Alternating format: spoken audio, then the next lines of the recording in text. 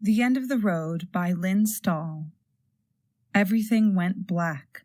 When Dennis's eyes reopened, Mac was gripping the wheel and yelling his name. Like a grotesque puppet master, Anna's leg wriggled into the cab, pulling the rest of her along with it.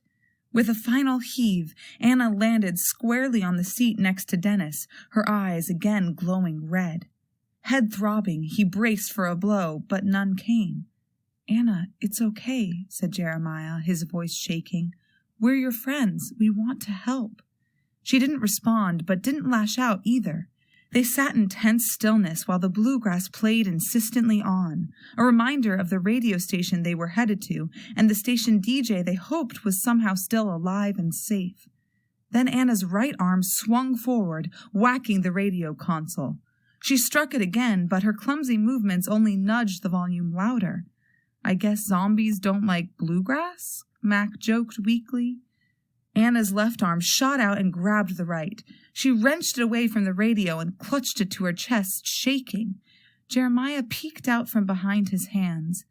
"Anna, can you hear us? Are you a zombie?" he asked tentatively. Miraculously, she seemed to be regaining control. "I don't know." Her voice was low and raspy, as though unused for days. Mac reached to turn off the radio so they could hear her better, but she protested. "Leave it, please. Somehow the music helps." "You're still Anna," said Jeremiah decisively. "I can tell. Keep the music on. She likes it," he told Mac firmly. Mac wasn't sure, but he thought the red in her eyes was clearing. Before they could ask any questions, Dennis yelped, "We're here!" Giddy with relief, he swung the truck into the station's large parking lot. It was strewn with debris, and he had to park at the very entrance. The only other recognizable object around was an old truck, even more beat up than theirs. Dennis hoped desperately that it was Petey's. "What if it's a trap?" whispered Dennis.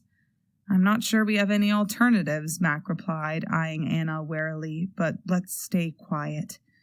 Dennis pulled the keys from the ignition, and the group clambered out. Mac saw Anna's right limbs twitching. They moved as quickly and quietly as they could, peering nervously at the dark woods surrounding the lot. Suddenly, Anna's rogue leg kicked out and sent an empty can clattering across the concrete, deafening in the silence. They froze. For a moment, nothing seemed to happen. Then Mac noticed the debris around them stirring, as if blown by distant wind. "What the—" he started, but Dennis pointed wordlessly. Mac gasped. From every direction, figures were emerging from the woods. A sea of zombies was closing in, slowly but steadily. They had nowhere to run. Mac picked up a long slat of wood, and Dennis grabbed a dented garbage can lid. Neither had much faith in their makeshift weapons. Suddenly, Anna's right arm again reached for Mac's throat. Dennis dropped the lid and struggled to pull her arm away, desperate to save Mac. "Careful," squeaked Jeremiah. "Don't hurt her." "I'm trying," Dennis protested, "but she's gonna kill Mac." They remained at an impasse, Anna gripping Mac's neck and Dennis pulling at Anna's arm while Jeremiah stared into her crimson eyes. "Come back, Anna," he implored. "I know you're in there." She held his gaze but didn't ease her grasp. Just then, from the door of the radio station burst out a heavy-set, wild-looking man lugging an enormous speaker. The speaker blared rip-roaring bluegrass, so loud that Dennis could feel his teeth vibrating. Jeremiah kept his focus, though, still speaking to Anna. The crowd of zombies had come to a standstill, almost as though they were observing the standoff.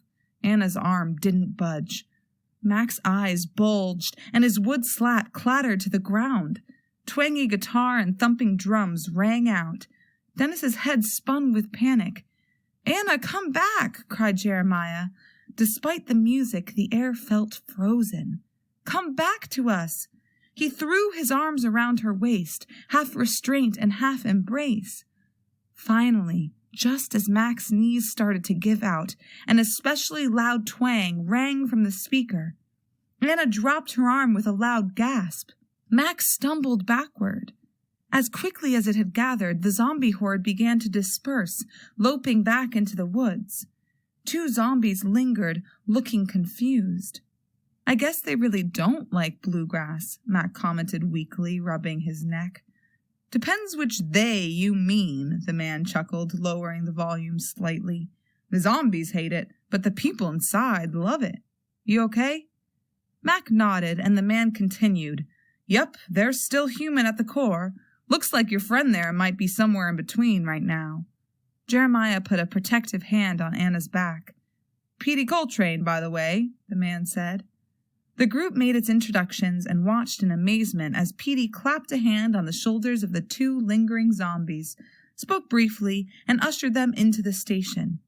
How are you still alive? Blurted Mac. I mean, with all these zombies around.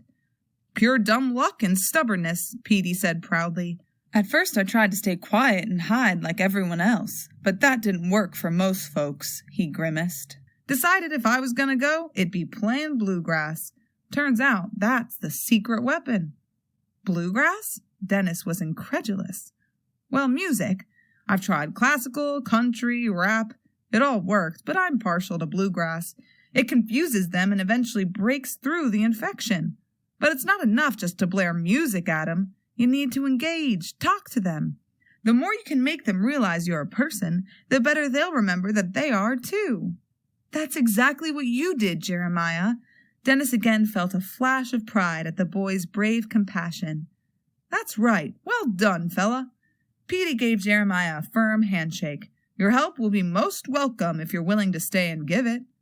I am, Jeremiah glowed. Then his face fell.